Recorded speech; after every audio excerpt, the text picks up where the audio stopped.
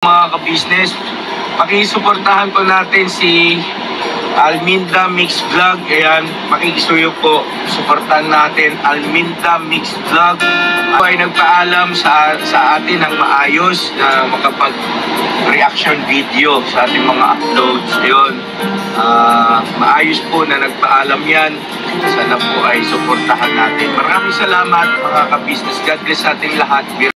Hi po mga ka-business! Welcome back to my YouTube channel. This is Alminda Mix Vlog. Nagsasabi o bumabati po sa inyong lahat ng magandang hapon around Middle East po at magandang umaga sa atin sa Pilipinas or magandang gabi po sa atin sa Pilipinas. So, panibagong reaction video po natin ngayon dito sa upload ni Pinuno. Ito nga mga kagwang ay naghatid ng ayuda dito kay Tatay Manuel. Dito po sa aking mga bagong subscriber na hindi nyo po kilala si Tatay Manuel. Si Tatay Manuel po, siya yung ina-scout ni Intoy na binigyan po siya ng challenge para maghanap ng matutulungan. Ito po ang nahanap niyang tulungan si Tatay Manuel na 72 years old na lolo na tatay na nangangalakal. Ito po yung kabuhayan ni Tatay Manuel. So this time, siguro, palagay na natin, ay inatasan or pinabisita ni Mr. Ka-Business itong si Tatay Manuel.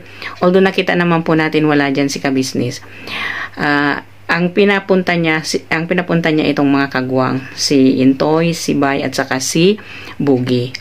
So, bago po natin itong umpisahan, baka pwede pong pakisubscribe ng button dyan at pakipindot din ng notification bell para updated kayo lahat sa aking mga video dito sa Ka-Business Official, Papa Dins TV at Ka-Business Family. At huwag po natin silang kalimutan suportahan. Suportahan po natin sama-sama hanggang dulo ang Ka-Business Official, Papa Dins TV at ang Ka-Business Family at ang Yang Russell po.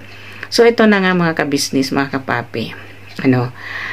Pinuntahan nga nila ito at binisita at dinalhan ng ayuda si Tatay Manuel. Ay ang pagpapasalamat naman ng tatlong ito at nakita nila agad si Tatay Manuel ay papunta pala ito si Tatay Manuel magtinda ng kanyang kalakal. So nakahanda na siya, nakalagay na sa kanyang kariton, nahila-hila niya ito papunta doon na ibebenta niya itong kalakal na naipon niya ng for 2 days. So ito ay kinumusta nila Intoy kung kumusta si tatay, na okay lang daw siya at siya ay magtitinda. At yung nga, ayaw pa nga niya na sila Intoy nito ang maghatid doon sa kalakal na saan ibinibenta niya yung kalakal niya. Pero pinilit nila ito at pumayag na rin at sila Intoy at silang tatlong kagwang ang sumama sa kay Tatay Manuel na para maibenta nga itong kalakal ni Tatay Manuel. So, pumunta sila doon at ito ay pinatimbang nga nila. At ang pinagtindahan ni Tatay Manuel doon sa kanyang kalakal para sa 2 araw niyang kinalakal ay 123 pesos lang po. Napakakawawa naman talaga ni Tatay Manuel. So, ito ay nalaman ng mga kagwang na ganun lang pala ang presyo. So,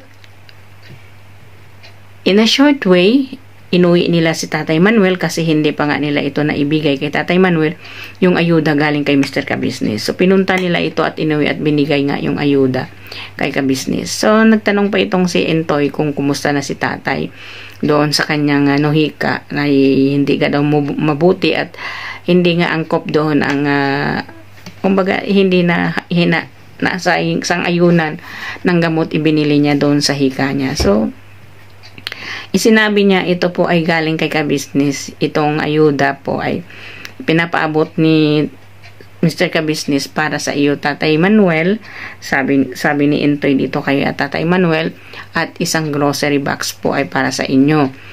So mga Ka-Business, mga kapapi, dito po naman kay Intoy at saka kay Bay ay alam naman po natin lahat sila ng mga kagwang ay tinuruan or binibigyan sila pinapaliwanagan sila ni Mr. Ka-Business kung paano ang taos puso o bukal sa loob ang tumulong o magkusang tumulong. So on this case, in this vlog, wala po tayong nakita na itong si Bay at saka si Intoy ay nagkusa dito, nagpaabot kahit kaunti man lang kay Tatay Manuel. So in just short way, itong si Intoy at saka si Bay, although na pangaralan na ito sila nila ni Mr. Kabisnes, wala pa rin sa puso at isip nila ang tumulong. Wala pa rin sa puso at isip nila ang magkusang tumulong kasi hindi naman natin nakita. Although mga kabisnes, mga kapapi, alam na alam nila ang pinagtindahan ni Tatay Manuel is 123 pesos lamang. Nakakahabag ng puso. Pero itong si Intoy at saka si Bay ay walang kahabag-habag ang mga puso nila nito, na hindi man lang nila inabutan ng financial assistant itong si Tatay Manuel. Ano lang ba mga kabisnes, mga kapapi, ang 1,000 sa laki ng natanggap nila. Okay? Opo, ipalagay na po natin doon hindi po tayo pwede makialam, pera po nila yon. Pero in this case na nandito sila, ang tinatalakay lang po natin ay kung paano nila natutunan o may natutunan ba sila sa mga sinasabi ni Mr. Kabisnes at pinapakita sa kanila ni Mr. Kabisnes kung paano tumulong sa isang tao na bukal sa puso. Kasi dito po sa nakikita natin sa kanila, hindi nila na-adapt ito. Although na-adapt nila, pero binabaliwala nila ito. Kung baga ay umiiral pa rin sa kanila ang pagka-greediness nila. Sorry po for my words na sasabihin ko, napaka-greedy nila. Of course po, nakikita natin dyan. Diba? Hindi naman po tayo magsasalita at magre-reaction dito kung hindi natin nakikita. Na nakaya nilang tiisin, hindi man lang nila maabutan kahit man lang 10 piso or whatever, di ba? Sa laki ng natanggap nila at sa makailan lang nakita natin ay bumili ng magarang motor itong si Intoy. Kilala naman po niya at alam po ni Intoy na ano ang kailangan ni Tatay Manuel sa kanyang pang-araw-araw. Mayroon po siyang hindi man lang niya inabutan na pambili ng gamot para doon sa hika ni Tatay Manuel. Alam naman po niya yun. Hindi natin alam, baka ang nasa isip nila, hindi naman ito nila vlog naman ito ni Kabisnes. So on that way, wala nga itong sa isip at puso nila ang tumulong. Wala sa puso at isip nila ang magkusang tumulong. Yun ang nakikita ko dito kay Bay at saka dito kay Intoy. Kasi pag ang taong matulungin, kahit hindi yan pagsabihan, kung nandoon sa puso mo yung pagtulong at sa isip mo yung tulong at yung awa sa tao, hindi ka dapat paalalahanan o hindi ka dapat pagsabihan. Kusa mo yun tutulungan, kusa mo yung bibigyan. Yun po ang kusang magtulong. Pero etong si Intoy at saka si Bay, hindi ko po sila nakitaan na mayroon silang ganun. Ang ugali ni Intoy at saka ni Bay ay ganito: sarili muna bago bayan, sarili muna bago tumulong. Yun po yung kanila. Hindi nila alam, if you can spread or if you can share your blessing, the wishes that you are wishing for is double po ang wishes natin. Kung tayo tumulong, triple po yun or 100 times o million times ipapalit sa atin ng Panginoon kung tayo ay taos puso matulungin, bukal sa puso natin ang pagtulong. Pero dito sa kanila, hindi ko nakita na mayroon silang ganito. Kasi although naman na sinasabi nila dito at ay nagbablog nga sila na sila ay nakalimot sa lahat. Nakalimot nga naman talaga kayo. Hindi kayo nakalimot ba nga talaga kayo, or hindi lang talaga kayo marunong tumulong, or yun lang sinasabi natin ay greedy kayo sa ganung pamamaraan. Kasi kung hindi kayo greedy ay alam ninyo yun alam ninyo kung ano yung dapat ninyong gawin na nandun kayo sa sitwasyon. Alam ninyong nakikita ninyo yung sitwasyon ni Tatay Manuel. So sorry po dito kay Intoy at saka kay Bay. Sorry, hindi ako nambash, hindi ko kayo inano, pero nakita lang namin kung nakita ko lang sa aking side. For my opinion, nakita ko lang yung mali doon, kung ano yung may mali doon sa pagbablog ninyo na ito. Kung halimbawa sinasabi ninyo na gusto ninyo yung tawag dito yung you want to follow the footstep of Kabisnes. Gusto ninyong tularan kung ano yung yapak o apak ni Mr. Kabisnes, pero wala kayo doon. Kasi kung mayroon kayo doon, never na yan magpa-remind sa inyo si ka-business. Never na yan silang masaktan ng ganyan dahil hindi kayo marunong magkusa. Kasi wala kayo noon eh. Kumbaga, who cares? I don't cares about everything. Parang ganon yung nasa isip ninyo. Kung talagang mayroon kayong bukal sa puso ninyo ang pagtulong sa isang tao, kahit hindi kayo pagsabihan, alam ninyo yan.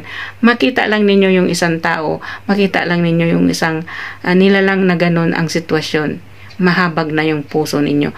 Pero kayo wala eh. Wala man lang kayo inabot na kahit man lang isang kusing dito kay Tatay Manuel na alam naman ninyo ano ang kailangan ni Tatay Manuel, di ba? So po ibig sabihin yung pagsubok na ngayon sa vlog na itong ginawa ni Mr. Ka-Business, hindi pa rin kayo pumasa. You are failed. For me kasi wala sa level ni Ka-Business, wala kayo. So how could you say na you want to follow the footstep of Ka-Business na hindi kayo tulad niya? Because you are not following, you cannot be like him because wala kayo sa puso ninyo ang tumulong, wala sa puso ninyo ang awa. Kasi kung ikaw matulungin, makikita mo lang sa sa sitwasyon ng tao, naawa ka na eh. Pero dito kay Bayat sa kay Intoy, no, parang I don't care ang style nila. Kasi yun nga ang sinasabi ko, sarili itong kay Intoy at saka kay Bay, sarili muna bago ang tulong. Yun po ang nakita ko sa kanila. So sorry po, hindi ko po itong intention na saktan kayo at hindi ko po sinabi na ibabash ko yung kagwang. Nakita lang natin yung pagkakamali. Ito ba'y pagkakamali nila o sinadya ba nila ito o pagkakamali lamang? Kasi nakita naman po natin at napanood na natin itong vlog ni Intoy na sila ay nakalimot sa ganitong sitwasyon. Hanggang ngayon ba naman nakalimot pa rin? Or wala talaga sa isip at puso ang pagtulong? So hanggang dito na lang po. Dito kay Intoy at saka kay Abay, matuto kayong mumulat ng isipan at puso at mata ninyo kung dapat ba kayo tumulong o hindi. Kung sadya ba talagang napaka-greedy ninyo o hindi kayo greedy. Okay? So, hanggang dito na lang. So, hopefully, na mayroon kayong mapulot na aral sa aming reaction dito sa inyo kasi kitang-kita namin dalawang mata namin na wala kayong pagkukusa. Pag sa pag-usapan ay tungkol sa pagkusa at tulong, wala kayo doon. You are not on the level for that kasi hindi kayo marunong magkusa at hindi kayo marunong tumulong. Wala sa puso at isip ninyo ang tumulong. Yun po kayo. Sorry po, this is my reaction. Itong opinion ko lang po bilang isang nanonood sa inyo. So hanggang dito na lang ang aking reaction video. Maraming salamat po. Kung nagustuhan nyo, please like and share ang aking reaction video na ito. And please don't forget to subscribe Ka-Business Official, Papa Lins TV at Ka-Business Family at ang Yang Russell po. And don't forget po na supportahan natin ang aking lahat na kasamahan na reactors, Sina Taong Gala Vlog, Analisa Reality Vlog, Anime Reactors TV, Mamplers Channel, Kalingap Turak, at PLC Katangay Vlog at ang inyong lingkod, Alminda Mix Vlog, nagsasabi, may Allah bless us all at till my next reaction video po. Maraming salamat po. Bira banat lang po tayo mga ka-business. Bye-bye po. Good afternoon and good evening dyan sa atin sa Pilipinas.